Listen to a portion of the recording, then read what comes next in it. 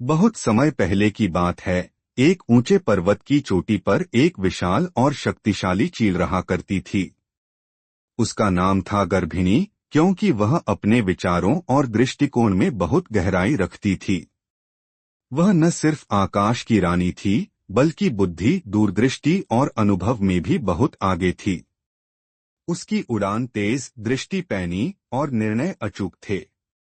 हर सुबह वह सूरज की पहली किरण के साथ उड़ान भरती और नीचे फैली दुनिया का निरीक्षण करती। एक दिन उड़ान भरते समय उसने देखा कि नीचे एक जंगल में कुछ पक्षी आपस में झगड़ रहे हैं। वह नीचे उतरी और उनसे पूछा, तुम लोग क्यों झगड़ रहे हो? एक कोयल बोली, यह बुलबुल कहती है कि उसकी आवाज सबसे मीठी है, जबकि मैं कहती हूँ कि मेरी आवाज कहीं ज्यादा मधुर है। चील ने मुस्कुराते हुए कहा, तुम दोनों की आवाजें सुंदर हैं, लेकिन असली प्रश्न यह है कि तुम अपनी आवाज का उपयोग किस लिए करती हो। यदि तुम्हारी आवाज सिर्फ अपने गर्व को तुष्ट करने के लिए है, तो उसका कोई मूल्य नहीं। लेकिन यदि वह किसी को सुकून देती है, प्रेरणा देती है, तो वह अनमोल है। यह सुनकर दोनों पक्षी चुप हो गए। उन्हें समझ आ गया कि झगड़ा व्यर्थ था।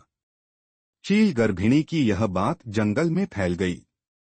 अब पक्षी और जानवर जब भी किसी समस्या में फंसते, वह चील के पास सलाह लेने आते। एक दिन एक छोटा बाज, जिसका नाम वीर था, चील के पास आया।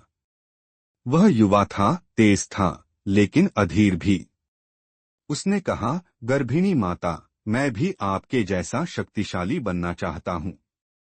मुझे बताइए, मैं क्या करूं? चील ने मुस्कुराकर उसे ऊपर पर्वत की चोटी तक उड़ने को कहा, जहां हवा बहुत तेज चलती थी और चढ़ाई कठिन थी।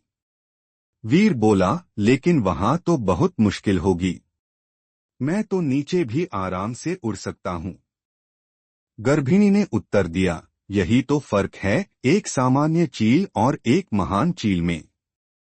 महान बनने के लिए कठिन रास्ता चुनना पड़ता है। नीचे की उड़ान में आराम है, लेकिन ऊंचाई की उड़ान में सामर्थ्य है। वीर को बात समझ आ गई। अगले कई हफ्तों तक वह कठिन अभ्यास करता रहा, तेज हवाओं से लड़ता, बार बार गिरता, लेकिन फिर भी कोशिश करता रहा। आखिरकार एक दिन वह पर्वत की चोटी तक पहुंच गया। जब वह वहां पहुंचा, गर्भिणी पहले से उसका इंतजार कर रही थी। उसने कहा, अब तुम तैयार हो। आज से तुम न सिर्फ एक शक्तिशाली बाज हो, बल्कि एक मार्गदर्शक भी हो। गर्भिणी जानती थी कि उसकी उम्र अब अधिक हो चली थी। उसे एक उत्तराधिकारी चाहिए था, जो न सिर्फ ताकतवर हो, बल्कि समझदार और जिम्मेदार भी हो। उसने वीर को आशीर्वाद दिया और कहा, अब इस आकाश की जिम्मेदारी तुम्हारी है। अपने पंखों को केवल उड़ने के लिए नहीं, बल्कि दूसरों की रक्षा और मार्गदर्शन के लिए भी उपयोग करो। कुछ वर्षों बाद गर्भिणी शांतिपूर्वक स्वर्ग सिधार गई। लेकिन उसकी शिक्षाएं, उसके विचार और उसका आकाश आज भी जीवित हैं, वीर और उसके जैसे कई युवा पक्षियों के माध्यम से।